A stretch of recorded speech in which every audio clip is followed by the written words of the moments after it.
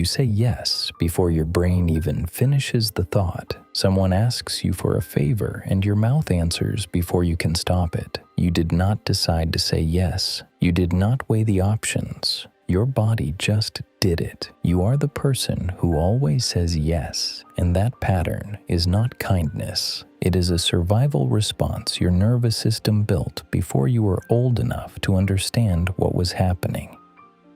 What you are about to hear is where this pattern actually comes from. Not the surface level habit, the neurological wiring underneath it, why your brain makes it feel physically dangerous to say no, and what is really happening when you agree to something your entire body is telling you to refuse. Most people think of fight or flight when they think about how humans respond to danger. You either confront the threat or run from it. Some people know about the freeze response, but here is the one that nobody talks about, and it explains everything. When you cannot fight and you cannot run, your brain finds a fourth option, and it explains everything about why you cannot stop saying yes. It was described by a psychotherapist named Pete Walker, who spent decades working with people who survived childhood trauma. He called it the fawn response. Some therapists call it the please and appease response. Once you hear it described, you will not forget it. The fawn response is what happens when your brain decides that the safest way to survive a threat is to agree with it. You become whatever that threat wants you to be. You do not fight it. You do not run from it. You do not freeze. You please it. You smile at it. You agree with it. You make yourself so agreeable, so helpful, so easy to be around that the threat never has a reason to turn on you.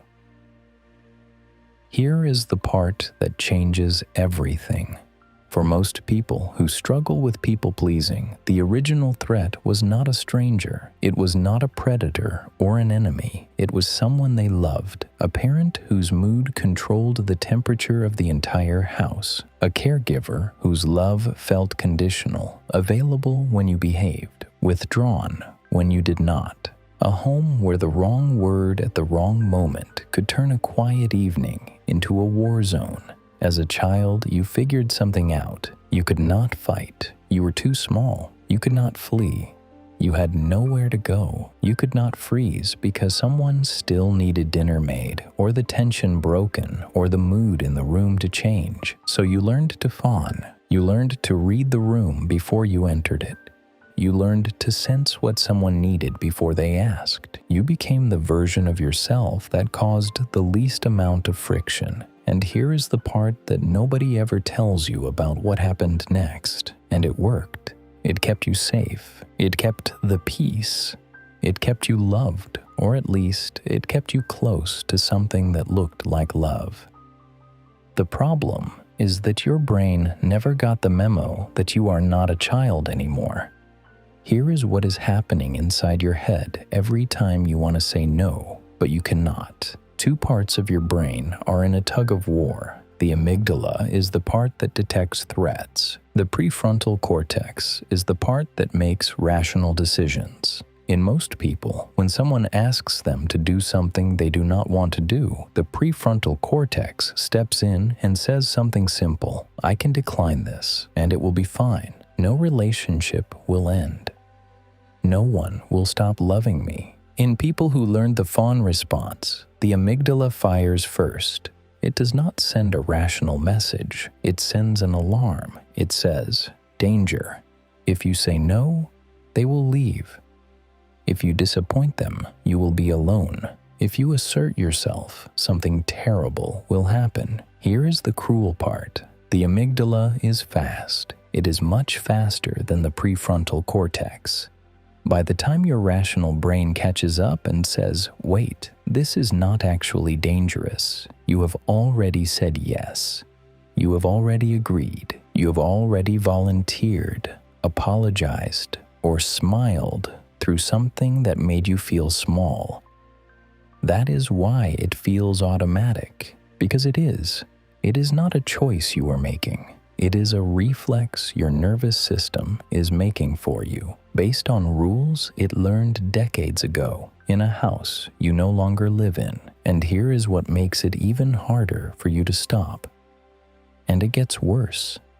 Because people-pleasing does not just protect you from danger, it rewards you. Every time you make someone happy by saying yes, your brain releases dopamine. It is the same chemical it releases when you eat something sweet or receive a compliment. You get a small hit of relief. You get a moment where the anxiety quiets down and the world feels safe. But that relief is not real safety. It is the same kind of relief an addict feels after a fix. The discomfort goes away for a while, but the underlying pattern gets stronger every single time. So you say yes again. And again, the bar keeps moving. You give more. You tolerate more. You shrink yourself a little further. And slowly, without anyone doing anything dramatic, you disappear inside a life built entirely around the needs of other people. And here is what that disappearing act does to every relationship you have.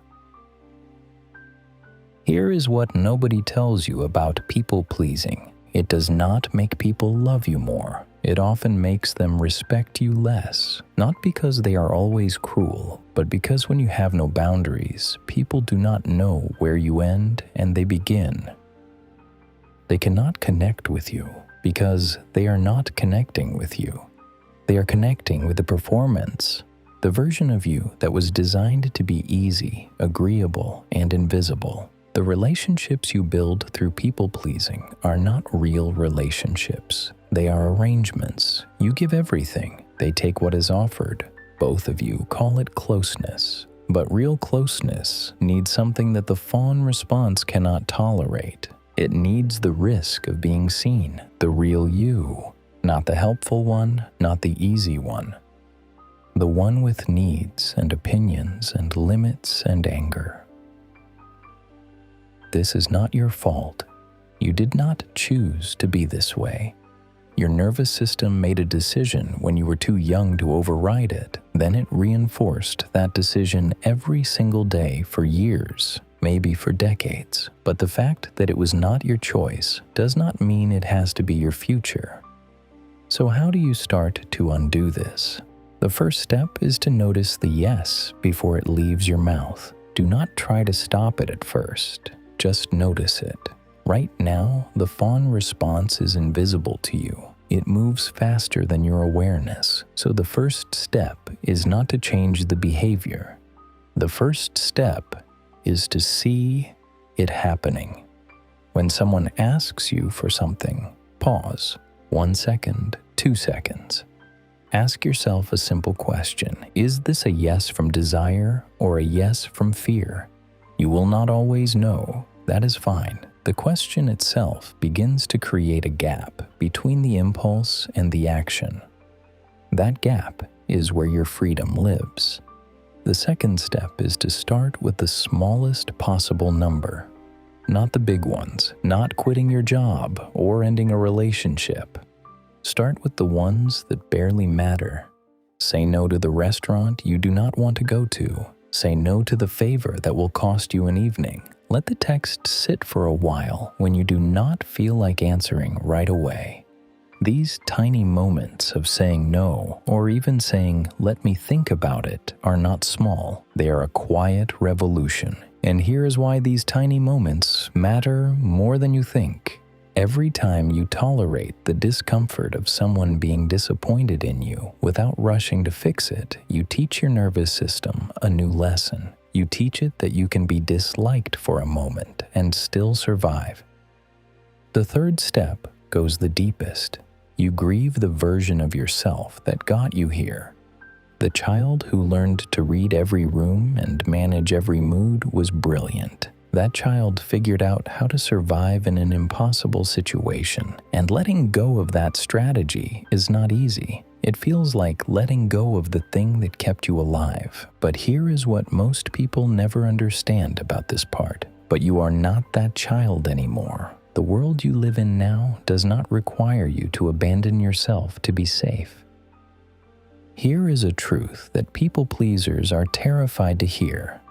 The people who leave when you set a boundary were only there for what you gave them. The people who stay are different. They are the ones who respect your number. They do not punish you with silence when you disappoint them. They love you even when you are inconvenient. Those are the people who actually see you, not the performance, the real you. Your kindness was never the problem. The problem was that somewhere along the way, you stopped being kind to yourself. You convinced yourself that your needs were less important than everyone around you, not because that is true, but because believing it was the only way to feel safe. You are not broken for saying yes when your body screams no. You are not weak for wanting peace badly enough to abandon your own truth. You are the person who learned to put everyone else first and forgot that you were someone too. You do not have to earn your place in the lives of people who love you. You do not have to be useful to be loved. And here is the truth that will set you free if you let it. The word no does not make you selfish. It makes you real. What is the hardest no you have ever had to say, or the one you still cannot say? Tell us in the comments. And if someone you know carries this, send it to them. Subscribe for more.